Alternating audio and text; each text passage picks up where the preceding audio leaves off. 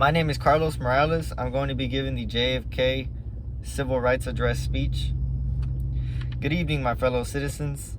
This afternoon, following a series of threats and defiant statements, the presence of Alabama National Guardsmen was required at University of Alabama to carry out the final and unequivocal order of the United States District Court of the Northern District of Alabama.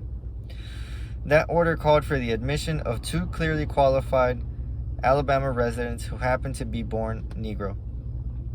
That they were admitted peacefully on the campus due in good measure to the conduct of the students of Alabama University, who met their responsibilities in a constructive way. I hope that every American, regardless of where he lives, will stop and examine his conscience about this and other related incidents. This nation was founded by people of many different backgrounds and many different nations.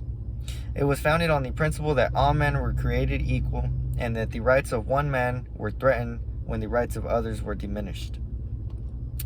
Today, we are committed to a worldwide struggle to promote and protect the rights of all who wish to be free. And when Americans are sent to Vietnam or West Berlin, we do not ask for whites only. It ought to be possible, therefore, for every American of any color to attend any public institution they select without having to be backed up by troops. It ought to be possible for every American consumer of any color to receive quality service, equal service in places of public accommodations such as hotels, theaters, restaurants, and retail stores, without being forced to resort to public humiliation in the streets. It ought to be possible for American citizens of any color to register to vote in a free election without fear of reprisal. It ought to be possible, in short, for every American to enjoy the privileges of being American without regard to his race or color. In short, every American would have to treat each other as they wish to be treated, as they wish their children to be treated. But this is not the case. The Negro baby born in America today, regardless of the section of the state in which he is born, has about 1/2 as much of a chance of completing high school as a white baby born in the same place on the same day.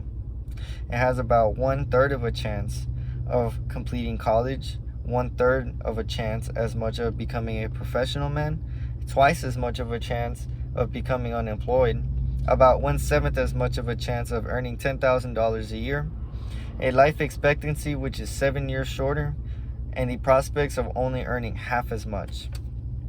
This is not a sectional issue, however. Difficulties over segregation and discrimination exist in every city, in every state of the Union, producing in many cities a rising tide of discontent that threatens the public safety. Nor is this a partisan issue. In a time of domestic crisis, men of goodwill and generosity should be able to unite, regardless of party or politics. This is not even a legal or legislative issue alone. It is better to settle these matters in courts rather than on the streets. And new laws are needed at every level. But law alone cannot make a man see right. We are confronted primarily with a moral issue. It is as old as the scriptures, but it is as clear as the American Constitution. The heart of the question is whether all Americans are afforded to be equal rights and equal opportunities. Whether we are going to treat our fellow Americans as we want to be treated. If an American, because of his skin, is dark, cannot eat lunch in a restaurant open to the public, if he cannot send his children to the best public school available, if he cannot vote for the public officials who will represent him, then if he cannot enjoy the full and free life that we wish we had, then who among us would be content to have the color of his skin changed and to stand in his place? Who among us would then be content with the counsels of patience and delay?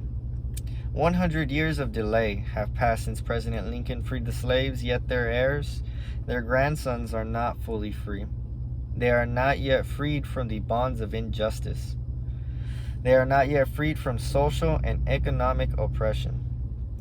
And this nation, for all of its hopes, for all of its boasts, will never be fully free until its citizens are free.